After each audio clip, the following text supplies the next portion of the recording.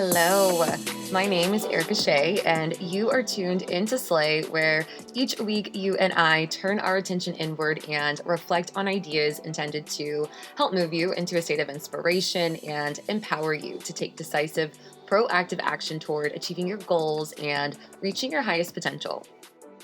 This is episode number 8, a number that symbolizes balance and harmony, making today's conversation on chakras, otherwise known as the energy centers of our bodies, where our life force energy flows, even more perfect. We are going to touch on the 7 main chakras and the different influences that they have in life so that you have just a reliable point of focus for your inner work and personal growth journey, and also so that you can just feel more effective at staying in vibrational alignment when it comes to all that it is that you wish to attract and manifest in your life. So if that sounds good to you, let's get into it.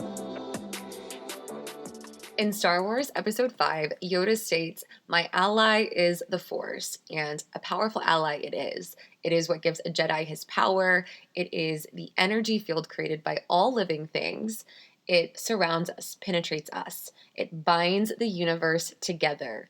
It cannot be fully described with words. You must feel the Force to understand it. I don't know about you, but for me, what I hear Yoda talking about, what I understood and took from that, was to be that he was referring to our life force power, the energy that flows through each and every one of us and passes through these sphere like energy centers that whirl and spin called chakras, which is Sanskrit for wheel. Spiritually speaking, there are 3 primary channels by which energy flows, but today we are going to be referring to the main channel, which is the central or middle path, where energy flows from the base of the spine up. And we're going to keep it pretty high level because there's literally so much that we could cover. In addition to that, I'm going to give it to you in highlights because I'm all about efficiency and need to know info. That way, too, you are not entirely overwhelmed, but still understand the basis of each chakra's function so that you can be mindful of ways that you may be unknowingly limiting yourself and negatively affecting your well being. You're going to hear me refer to chakras as either balanced or imbalanced. And since we all have different definitions, I want to be short and give you mine so that we can all be on the same page throughout this episode. When I refer to balanced, I'm saying healthy functioning. When I refer to imbalanced, I'm saying that there's a disparity where it's either overactive or underactive. Know that there are physical expressions of these imbalances, but I am not going to be focusing on them. I'm going to focus on the emotional expression of imbalances because that's my genius. So if you would like to learn more about the physical manifestation, do not hesitate to look into it. Again, there are 7 chakras that we are going to be getting into today, and we are starting at the base of the spine with the root chakra. Okay, the root chakra is your foundation. Just like the term root implies, it has to do with grounding and stability. It has everything to do with your physical identity and your ability to care for yourself. When it is balanced, you feel secure physically and emotionally. It contributes to your ability to be present and focus. Imbalances can manifest differently, and this is true for all of the chakras that we go through whenever we cover their imbalances, okay? So just keep that in mind.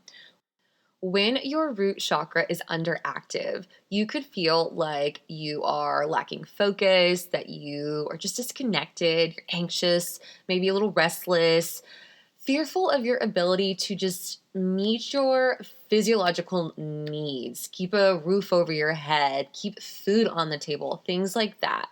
When it is overactive or distributing too much energy, you could experience feelings like anger and annoyance towards people and events in your life, feelings of greediness. You may struggle with change or even just have impulsive tendencies. So, key word with either underactive or overactive, I'm referring to different emotions that cause feelings within you. All right. Notice when you get any of the ones I just listed, something is likely off at this energy center. With all of these chakras that we go through and the emotions that we list off, my advice is going to be to self reflect on all the thoughts that are causing these feelings. Definitely with this one, Channel your emotions into activity. Get yourself focused on completing a task that inspires you or produces positive results in your life in order to create momentum. Or just complete a really challenging workout to channel some of that excess energy, right? Cool. Okay, moving up the spine, just above the pubic bone, below the belly button, is the next chakra, which is the sacral chakra. The sacral chakra is responsible for your overall enjoyment in life. Think all that is sacred to you, like your relationships with others, yourself, your sensuality and pleasure.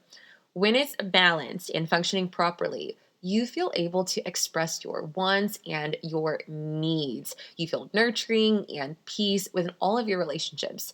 It contributes to your ability to be creative. All right. When this chakra is underactive, you could feel like you're lacking creativity, lacking desire, like you're just not being true to yourself. You're detached, fatigued, and insecure. When it's blown out and overactive, you could experience major anxiety or feel like you just have no emotional regulation. Like overreacting is actually your set point. Codependent and just excess emotional attachment, that's normal for you. My sacral chakra was imbalanced for years for many reasons that I won't get into just yet, but restoring that balance has literally been life changing, and I contribute so much of it to the self discovery process, to self commitment, living my standards, and just striving to live my life authentically. When you open yourself up truly, the world opens up to you. And I know that to be true firsthand, which is why I am here and this podcast exists so that other people, maybe even you, can come to know it too. So notice when you feel these emotions that we just listed off for your sacral chakra. Something is likely off at this energy center. Self reflect on where you're missing boundaries, not expressing your needs, or showing up inauthentically. That will be the first step toward restoring balance here. You cannot sleep on the reflection process if you want to create real change and truly unlock your potential. All right? Moving up to the next chakra, we've reached your solar plexus chakra, which is located in the stomach. The solar plexus chakra is associated with self esteem and confidence. This is a chakra all about our personal power. It is a chakra of our personal power. When it's balanced, you have a sense of purpose. You feel capable of achieving all that it is that you want in life. When the solar plexus chakra is underactive, you could feel like a victim of life, just with low self esteem, low self trust, nil will power, just unable to take responsibility or take control of your life. When it is overactive, tendencies or feelings just include just this need to just control everything. You come across as just really self centered because you're a little conceited. Notice when you feel these emotions, any of the ones we just listed. It could indicate that something is off at this energy center. Tick away at your to do list. All right. Start checking action items off that move you toward a goal so that you can give yourself some wins and start to build some confidence and start to lift your spirits while creating momentum, right? If you're here a little extra, let's let go of the reins and focus more on listening and maybe make it your objective to learn something from each person that you interact with. Something hard to do when you're dominating conversations and events, but doable, right? That will absolutely help restore balance. I'm going to move on to the next chakra, but note that the root, sacral, and solar plexus chakras, they focus on our basic needs as humans. When any one of them is out of balance, it's going to affect all of the chakras that come after it, which are more emotional, all right, in nature. So that leads me to the heart chakra, which is next. So the heart chakra, moving up the spine, it's located at the center of the chest, just above your heart. All right. It's associated with love and compassion for both yourself and others. When it's balanced, you feel love and connection. You feel open to life's experiences and face challenges with optimism. When the heart chakra is underactive, you could feel withdrawn. You become overly critical of yourself and others. You lack empathy, and maybe you're just unforgiving. When it is overactive, so on the flip side, your emotions rule you. You can lose your sense of identity because you just lack boundaries. You say yes when you really want to say no, and you give of yourself just without restraint, which we've talked about in previous episodes. So notice when you're being cold and judgy, when you're holding a grudge. What's there that you're not getting to the root of? Self reflect. Notice when you start to neglect your self care. That is you sacrificing your well being and putting it at risk. What boundaries are you not honoring, and which can you put in place to begin to restore balance? You've got to protect your heart. It is your literal responsibility. You can't expect someone else to do something like protect your heart if you're not even willing to do it. Remember, you teach people how to treat you by how you treat you. Moving up to the throat chakra, located exactly where you guessed it. The throat chakra is connected to our ability to communicate verbally with clarity and wisdom. When it is balanced, you speak fearlessly, but with discernment and compassion. You feel open to listening and hearing others. When your throat chakra is underactive, you feel scared to speak up. You're timid and insecure, and your voice may actually literally be small. When it's overactive, you are the gossip. You can be arrogant and rude, condescending, unable to listen to others. Notice when something makes you react strongly, but you don't say a thing, whether it's shocking news or someone crossing a boundary. Reflect on a way that you can speak up for yourself in order to protect your mental and physical health. It is never, ever, ever, ever in any situation too late to address something that is on your heart and important to you. The right people care and want to make sure that they do right by you.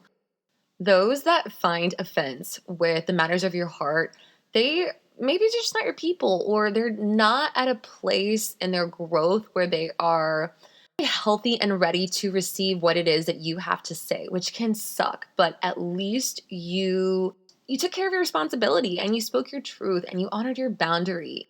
If you are on the flip side of that with an overactive throat chakra, remember this. If you cannot figure out how to be kind, figure out how to be quiet and keep quiet until you do. All right, moving on up to the second to last chakra we are discussing, which is your third eye chakra. Your third eye chakra sits between your eyes on your forehead, and it is associated with your inner wisdom and insight. It allows you to see life with clarity.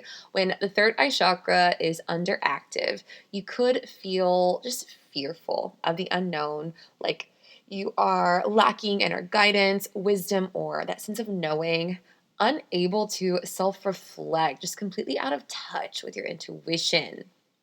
When it is overactive, that third eye, you may live in your daydreams, all right? With clouded judgment, you are just unable to use discernment, which is super powerful when it comes to decision making. You're indecisive and maybe even a little mentally fatigued. Notice when you feel lost. Tune into your body. Reflect on your decisions in front of you and notice what reaction your body has. Do you feel dread or calm? Use that feedback. Then reflect on it further. Why do you think you responded the way you did? Is there a belief that maybe no longer serves you that needs to be updated? Or is this your higher self trying to express itself and let you know it's something that is not in alignment with who you are or your purpose, that is not a vibrational match for that which you hope to attract in your life? All right. It's so, so important. Remember, sometimes there are no words. Kind of like we said with Yoda, you've got to feel the force, all right? Number 7, the crown chakra, the last one, it sits at the top of your head and it has to do with awareness and intelligence. When it's balanced, you feel at ease with all that is your life. When the crown chakra is underactive, you feel like you lack inspiration, like you have all of these things maybe in your life, and yet still you just feel discontented. You may experience mental fog from just being so disconnected from your purpose. You've been going and chasing and doing all of these things and you're accumulating all this wealth, but it's like it doesn't even mean anything if you're not connected to your why, right? And that sense of purpose. When it's blown out, you may suffer from a superiority complex. Like you could come across as narrow minded or like you lack empathy and humanity. Okay. Note that this chakra is linked to every other chakra. It represents a connection to your life's purpose. If you are lacking inspiration or feeling dissatisfied, get to the root of it by doing a vulnerability scan. You self reflect and you start at chakra 1, your root. Did you catch that when I said it at first? I hope you did. Okay. Your physiological needs. Start working your way up to your emotional needs. You visit each energy center. Somewhere along that channel, that middle path, energy is out of alignment. You've got to go source your energy. By giving yourself the objective of uncovering where it lies, that imbalance, you're giving yourself a purpose that gets you active, right, in the discovery process, which makes you much more likely to have your actual true purpose revealed to you than if you just spun your wheels, not your energy centers.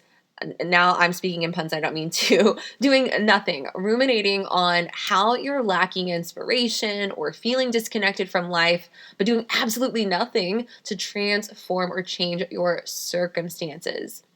All the power you need to create the life you love is within you. You just have to decide whether you're going to use it. If you're going to use it, understand that it's going to take discipline and consistency, but you can totally unlock your potential. And this, which we talked about today, all of it, it's one path for troubleshooting. Honestly, your energy is a valuable resource.